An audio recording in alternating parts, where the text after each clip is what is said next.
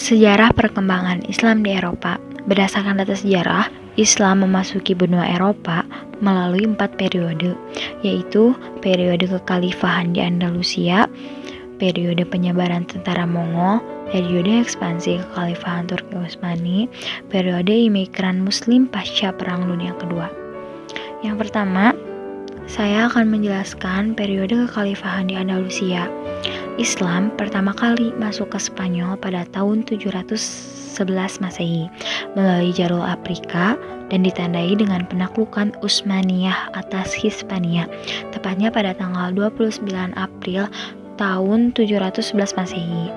Wilayah Andalusia ini termasuk ke dalam kekuasaan dinasti Bani Umayyah semenjak dipimpin oleh Tariq bin Ziyad.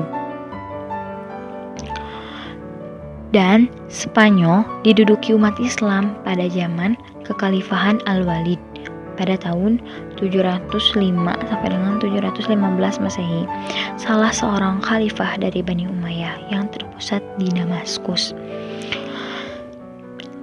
Lanjut, perkembangan Islam di Spanyol berlangsung lebih dari 7,5 abad, dibagi menjadi 6 periode.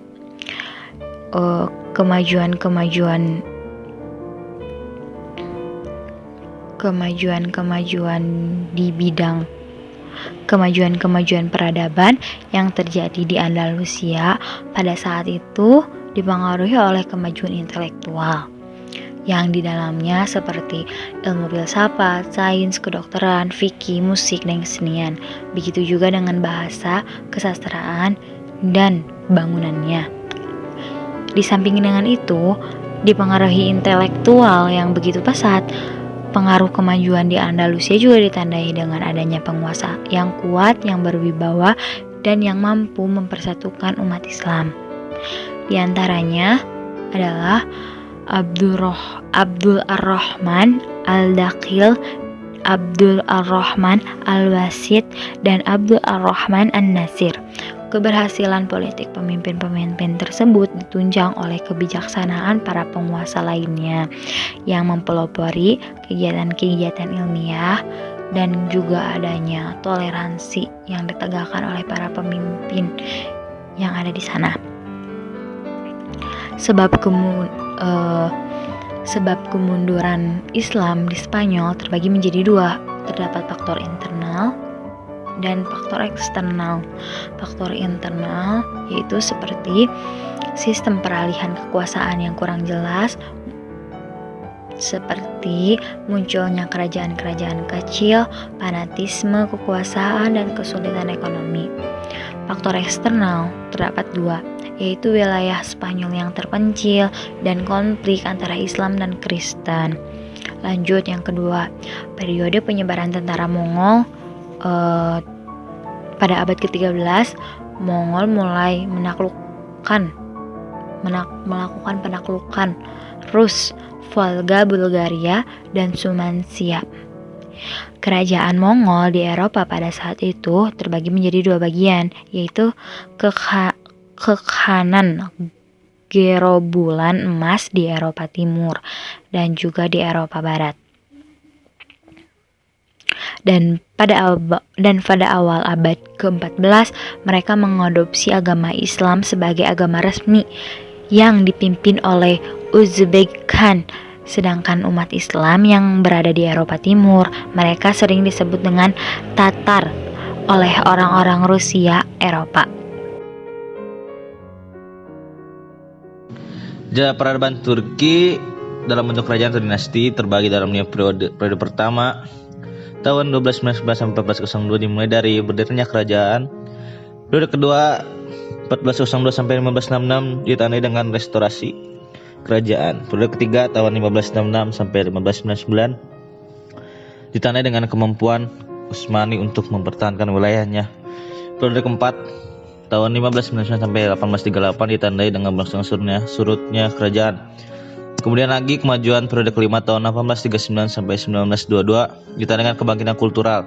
Pada periode yang terakhir ini dengan periode era kontemporer di mana Turki menjadi negara republik dan tidak lagi sistem pemerintahannya berdasarkan pada kerajaan atau dinasti. Kemajuan yang dicapai Turki pada masa itu ialah perkembangan wilayah Islam, sosial politik, administrasi pemerintahan, militer, dan umat Islam, juga mencapai perkembangan di bidang ekonomi.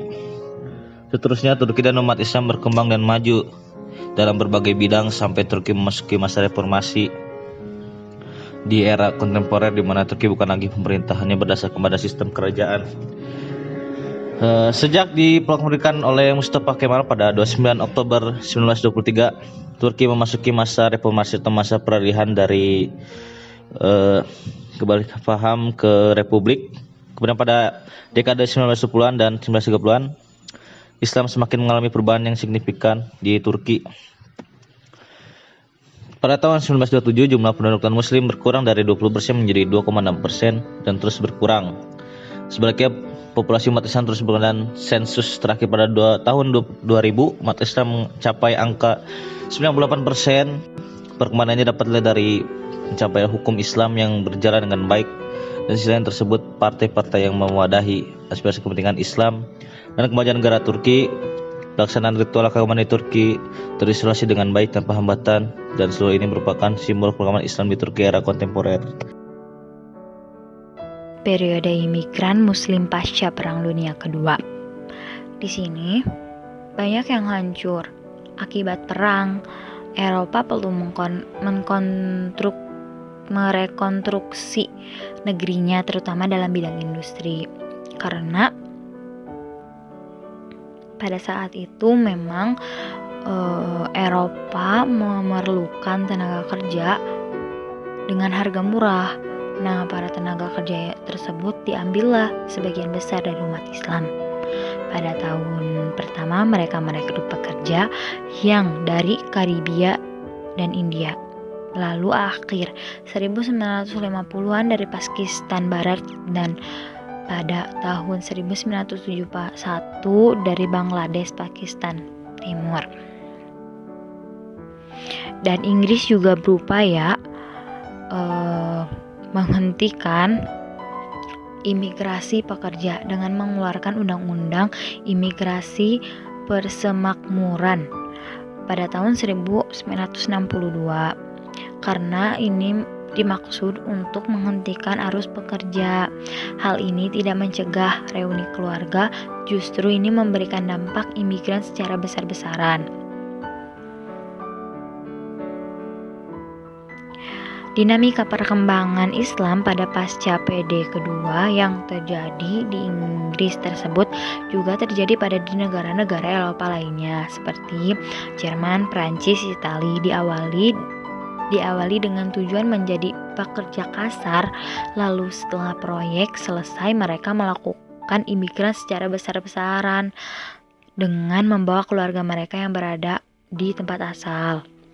Lalu setelah itu mulailah mengembangkan Islam dengan didirikannya komunitas-komunitas dengan orientasi yang berbeda-beda, namun yang dengan jelas.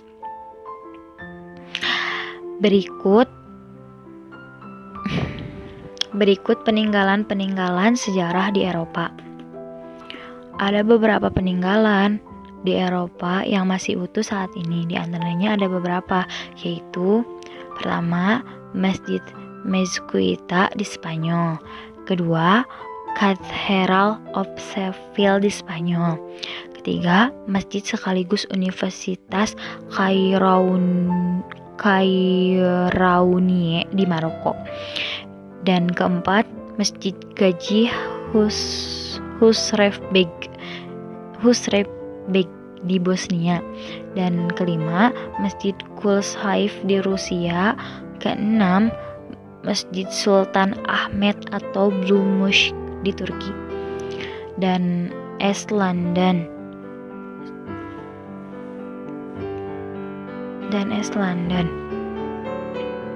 Masjid La Grande Mosque di Paris, dan Masjid Roma, dan La Madraja Granada atau sebuah madrasah di Spanyol. Hagia Sophia di Turki, Museum of Greek Folk Art, dan Istana Alhambra di Spanyol. Topkapi Palace atau bekas istana pada masa otonom di Turki. Dan jumlah penduduk di Eropa yang menganut Islam pada tahun 2010 diperkirakan sebesar 44 juta muslim yang tinggal di Eropa, sebesar 6%, termasuk sekitar 9 juta di Uni Eropa, 98%. Di Rusia penduduk muslim ada sekitar 5-11,7%, dan adapun proyeksi untuk tahun 2030